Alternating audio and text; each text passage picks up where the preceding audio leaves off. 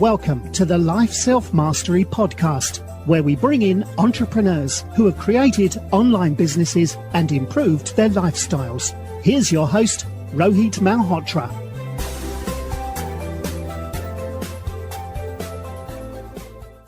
Hi everyone, this is Rohit from Life Self-Mastery, and today I'm excited to have Siqi Mou, who's a former Bloomberg anchor who's done an MBA from Stanford University Graduate School of Business and done an MPA from Harvard Kennedy School of Government. Siqi was awarded Forbes 30 Under 30 in 2019, and she was Inc. Magazine's 30 Rising Stars Under 30 in 2018. Welcome to the show, Siqi.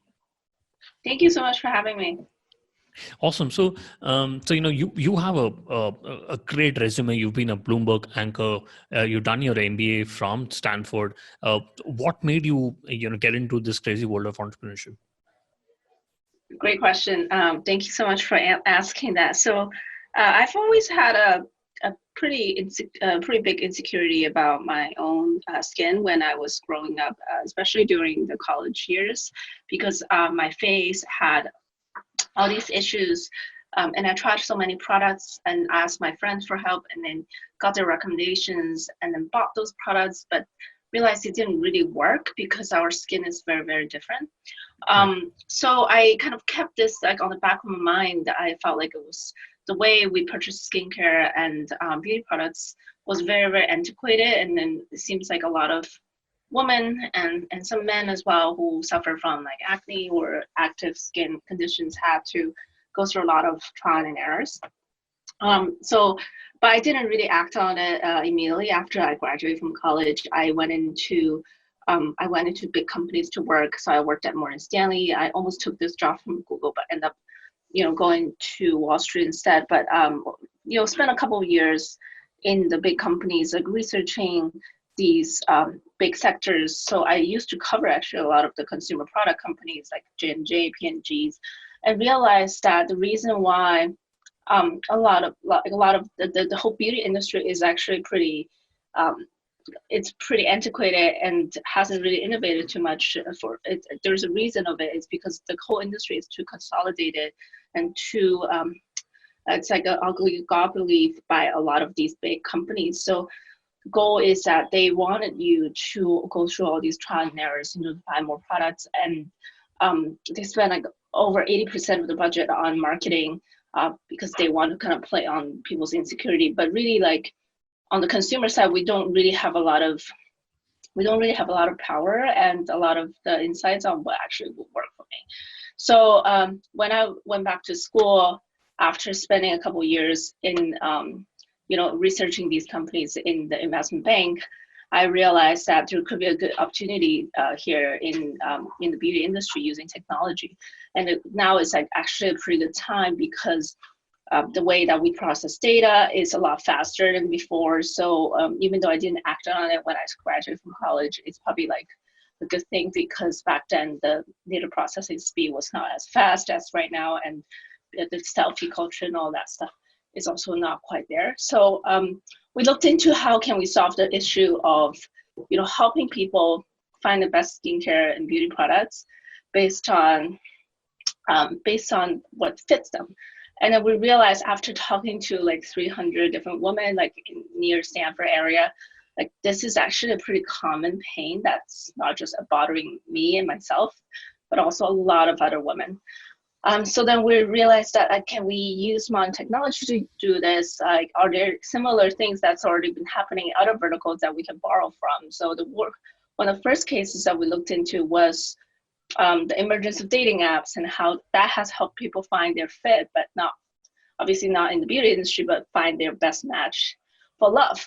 And we realized that we can actually kind of build the same technology and use a lot of collaborative filtering models for that's part of the machine learning subset to help people find the best matches for their face. So that's kind of how we started, and the reason why I'm so passionate about this project. Interesting. You talk about that. Beauty industry plays on the insecurity of a woman on how she looks and the beauty and all that. Do you think in the recent time it has changed or do you think the beauty ads still play on the insecurity of how a person looks and how the society perceives them? I think the whole thing about skincare, especially and some care company playing on people's insecurity and people's desire to be appreciated has always been there, and I don't think it will change, because this is a very psychological thing, and I think it's okay. I think it's okay to connect with the consumer on an emotional level to help cure these insecurity. And that's why in a lot of our branding messages, what we do is that we want to make sure that the service that we created for customers is a tool that helps them empower themselves to make these decisions, and whether it's to find the best mattress for your skin or feeling more confident and more empowered. Because I personally, when I suffered from those acne issues when I was in college, I didn't really feel confident about myself, and that affected a lot of other things I do, not just how I think I look, but how I present myself, how I get public speaking kind of opportunities, and how I perform on stage when I play the piano and all that stuff. It really it's kind of sucked, right? So Right. I think what we wanted to create is that we understand that you have insecurities, and just like other people too, we, like the founders, we have insecurity as well, which is why we started this business. Right. And we're here to help that. We're here to empower you with tools that it's very high tech to be able to empower you with the products that you need, instead of having you going through so many different products and wasted all those money and time, but found out that it doesn't work, so that you could feel less insecure and more confident. Makes sense. And Hello Ava is claims to be an AI powered smart platform which provides a recommendation, skincare product recommendation. So how do you use AI to recommend others? Do you put up a quiz which gets you to understand what are the skin requirements? Yeah, so there are a couple of places that we use machine learning to help people make the right decision. So the first part is we use quiz and also photos to understand what is your skin needs instead of someone else's skin needs. So that gives us initial assessment of what are some of the products that could work for you. And then we send these recommendations to a skin advisor who is a real human. So the skin advisor is usually a dermatologist or a licensed esthetician, and they actually have a lot of skincare knowledge that could correct the recommendations by the computer if they want to, and modify and override those recommendations. So that part we use supervised learning to basically make sure the recommendation we're finalizing and sending to the end consumers are double checked and validated by a human.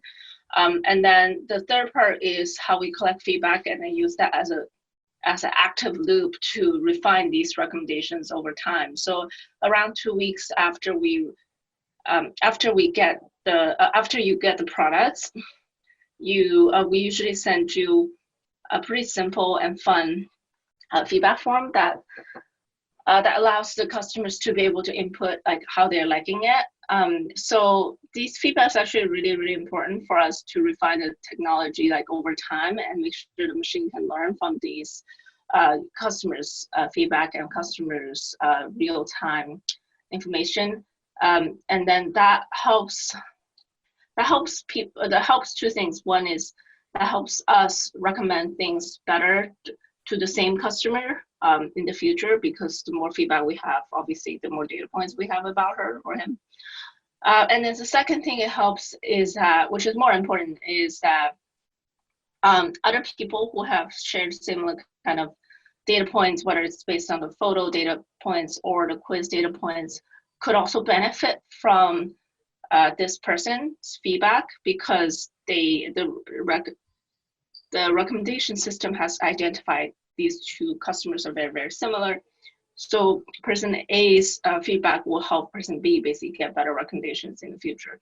So that's part of the whole content-based filtering theory. So we use that to basically use the community's crowdsourced feedback to help other people's in the community.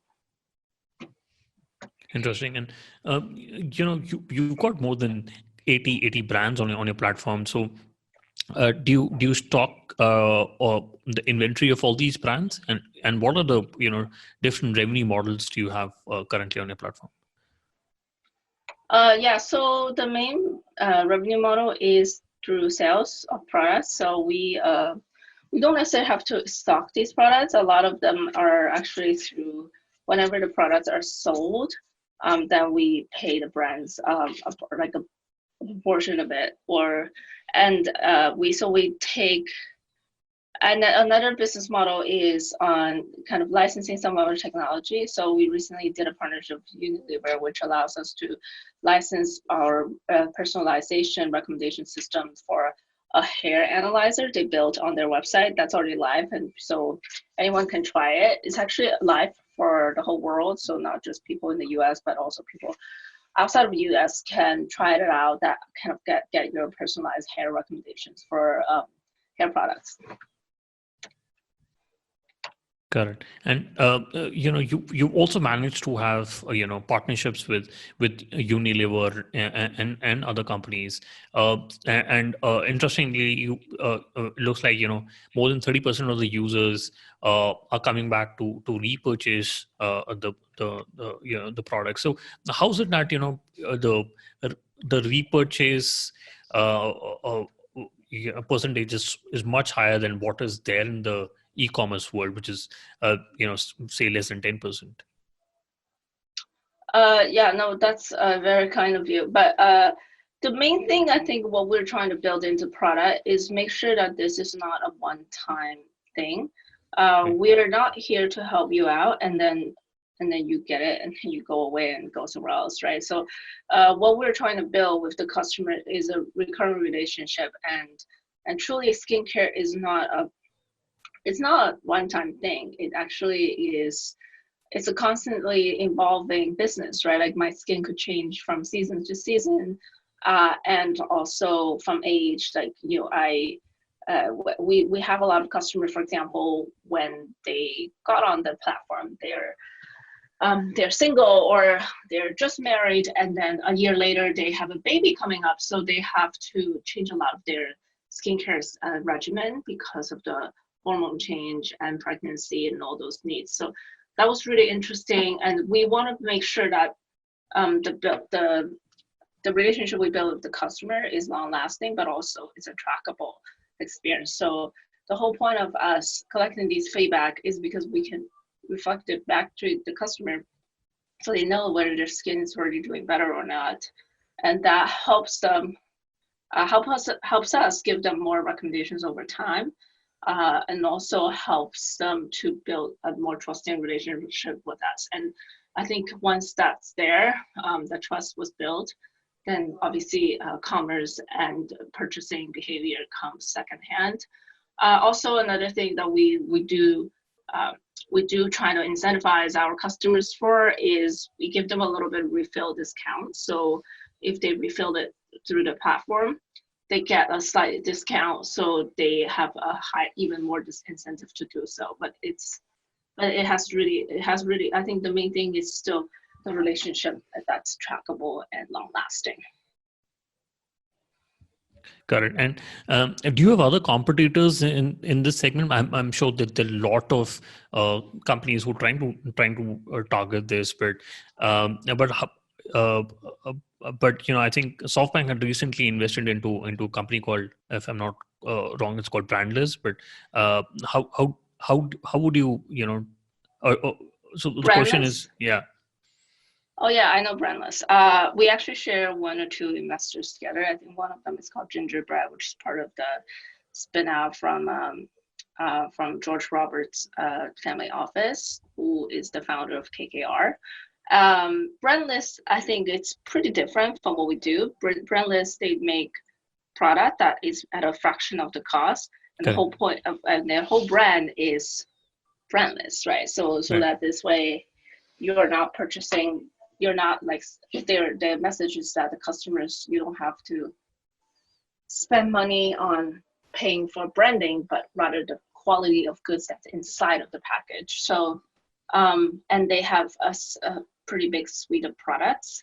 I think essentially what Brandless has built, which is very impressive, is a brand company. It's a manufacturing company, right? It's they make products and then they sell the products. What we do is drastically different. We are a tool. We're a platform. We don't make any products. So we are just curating other people's products, and then we take a commission out of the sales. Got it. But do you have any other competitor in this space who using AI to solve other skin needs? Yeah, we have.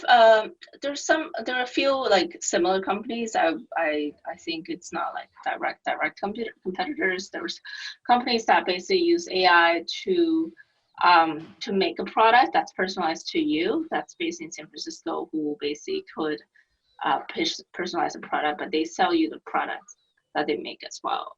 Whereas we are more like a brand agnostic platform. And there are other companies based in New York that basically use personalization quiz to help you find the best perfume and scent. So those are all kind of playing the similar field. Yeah. Okay. And I was wondering, what were the customer acquisition channels you were using to, get your first 1,000 users, or initially when you started out, what were the channels you had used? So the first 1,000 users, we got it all from organic. Actually, we actually didn't do any paid ads until end of last year. Okay. And so I would say most of them are actually beta users and their network of friends. So a lot of my friends from business school obviously tested out the service before we even launched. So these were like my really close friend. Obviously, they would be really supportive and they told their friends about it. So that kind of extension of network expanded. So those are kind of a main source of our first few customers.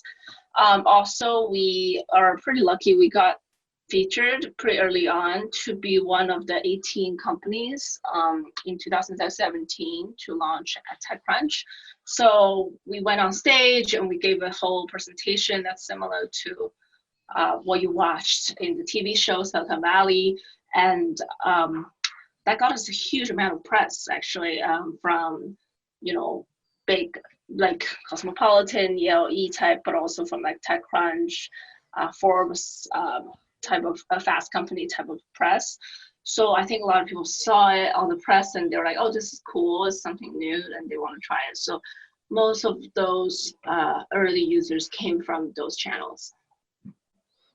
Interesting. And is it only on the website, or do you also have an app where people can use the product? And how do you get the website and app downloads? Right now we don't have an app, but it's a mobile web app. Yeah. Okay, got it. And do you have influencers also on your platform? Like, are you using Instagram influencers and the YouTube influencers who can come? Yeah, we're pretty big on Instagram. We have 40.5 thousand followers on Instagram. So, for the people who are listening to this podcast, obviously I would appreciate if you guys can follow us on Instagram. It's just Hello Ava Beauty. Hello Ava, AVA Beauty. And then we do work with a lot of influencers who will basically kind of use vlog or use Instagram or Instagram photos to record their experience using Hello Ava. And those we has done really, really well. And they will post about the experience, how they get a personalization service and what they get matched to, and then how they're using the product and how they're liking the product. So, and they will post on their channel on Instagram, on YouTube, and some of them have TikTok and they put on all like their channels. So those has also been really helpful in terms of creating new users groups for us. Okay, and currently, what is the biggest acquisition channel? It's through paid social, so on Instagram ads and Facebook ads. Got it. And interestingly, as you mentioned, you raised funding from Gingerbread Capital, SoCal Ventures, Long Venture Partners, and a lot of other angel investors. But you recently launched your product on a crowdfunding platform called Republic. So why did you raise funds from a crowdfunding platform, and why are you using the funds to? Where do you plan to deploy the funds? Yeah, so basically what we've realized is that in the past, because we have the fortune to be coming from Silicon Valley as a startup from Stanford Business School, so we have had a pretty good, like relatively easy time raising money from institutional investors, and we've always got reached out by institutional investors on our progress and invest in like how they can invest in our company. So we've been pretty lucky on that, but we realized what we're lacking is another group of investors who could actually be users, ambassadors for the service and advocates for us. And these people are very, very different from the institutional investors. The behavior is completely different, and we don't need to raise too much fund from them because that's not the major purpose of the funds, but rather it's more for kind of spreading the love and giving the power of some of the retail investors to be able to tell their friends about it. So we that's why when one of our actually institutional investors told us about this, we were originally actually a little hesitant because I didn't really want to do crowdfunding. I told them that we have no trouble raising money. Why do I need to do crowdfunding? Right. But then they told me the whole purpose of doing so and why it's important, especially to recruit users and have them be your ambassador of the brand and spread the love. It's actually really a lot easier than like using Facebook, for example, to acquire users. So that we decided to try it, and obviously we trying to limit the amount a little bit so that we can cap the amount at a certain level so that it doesn't become like too diluted with too many retail investors. Yeah. Got it. And I could see that you got a stellar co-founding team, and I think you got a team of around 12 people in your team. How did you get to meet your co-founders, and how did it really start?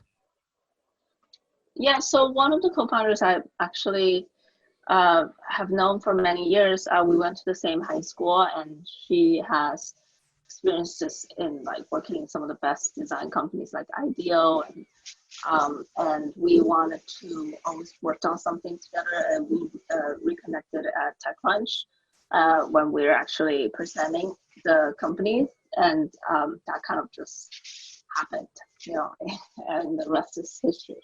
The other co-founder is actually also through our friend network, who has many years of experience building technology products as a machine learning and backend engineer, and he has worked in Goldman Sachs and Amazon, and we really, really loved him, and then so I brought him on. Got it. And so let's quickly do the top three. What's your favorite business book? So one of my favorite ones, business books that I've actually read it when I was doing my MBA at Stanford, was From Good to Great. So it's a really pretty simple idea. Basically it tells how companies basically go from just building good products to great products and what's the difference between the two. It's by James Collins. Right. And some companies make the leap and do great things, and some companies stay kind of on just the good level. So I liked it because it really, I mean, being an entrepreneur, right? Like you're kind of like a crazy person in a lot of different things. Otherwise, why would you take the risk of starting something that when the odds are so against you? So if you have this obsession, then obviously we wanted to always build great products rather than just good. So building a product that's good is not enough. We need to build a product that's great, that makes our customers come back and obsessed. So that to me is so important to the DNA of the company and how we measure our performance, as a standard, to make sure that everything we do is a perfectionist, and we need to make sure that the performance that we can give and present the product we build to present to our customers needs to be top notch. Correct. Yeah, I love all the books from Jim Collins. Good to Great is an amazing book. We'll put that in the show notes. And, if you could go back in time when you started working on Hello, what is the one thing you would have done differently, or one thing you would have focused on? I think what we kind of, there are a lot of things that we could have done differently. I wouldn't go into too much details because I can talk for days about this. Mm-hmm. But I think a mistake that a lot of the people make, especially early on in the career as an entrepreneurial, as part of the entrepreneurial journey, is that people, especially if this person kind of came from a very good education background, it's very smart, is that they tend to think too much. Right. Think too much, meaning I would think that this product will work, or I will build this beautiful UI UX and hope that the customers will love it. But thinking a lot is actually not enough. We need to ask. So transform that thinking to asking will actually help us a huge way. So I wish what I did is that in the early days, I wish I asked more instead of thinking more, because asking means that we are getting the feedback from customers rather than trying to, think about solutions ourselves, being locked in a room. Because that, no matter how much you think, you'll be very surprised by the, what you get actually from the customers and how their actions, because not everyone is the same as you. So a lot of people coming from relatively good Ivy schools tend to run into this kind of problems and mistakes because they're pretty confident and they feel if I'm smart, I should be able to figure out a solution. Right. Building consumer oriented product is very different from trying to do a problem set or trying to pass a test, right? So thinking a lot actually could backfire. So we really need to go outside of the office and ask a lot, and make sure that you're getting a lot of notes and feedback from your prospect users. Yeah, that's a great advice. And do you have any favorite online tools? Example, Gmail, Slack, Zoom. Yeah, all of these I think are pretty standard, so people probably don't need my advice for. But I would say what I love to share is this tool that we use and depend on so much. It's called Zapier, Zapier, which connects one application to another without you being a coder. So, for example, you can automate a whole workflow, whenever someone that comes into booking a calendar with you on Calendly, then it creates a role on a Google Sheet to enable you to manage that on the back end. So basically it connects the APIs from different apps to allow you to create automatic workflow, and that's very, very, very good. Correct. And what is the best way people can buy or use Hello Ava? Sorry, can you repeat that? Yeah. What is the best way people can reach out to the website Hello Ava? What's the website? what is the best way people can reach out to the website where you're working on? Hello Ava. What's the website? You can reach out to the website? Sorry, I didn't quite understand. No, what I mean is, what is the best way people can reach and look at the website? What is the domain name of the website? Oh, the domain name. Yeah, it's the URL is helloava.co. So HELLO, hello, Ava, AVA.co. Got it. And what is the best way people can reach out to you? They can send me an email at siqi@helloava.co.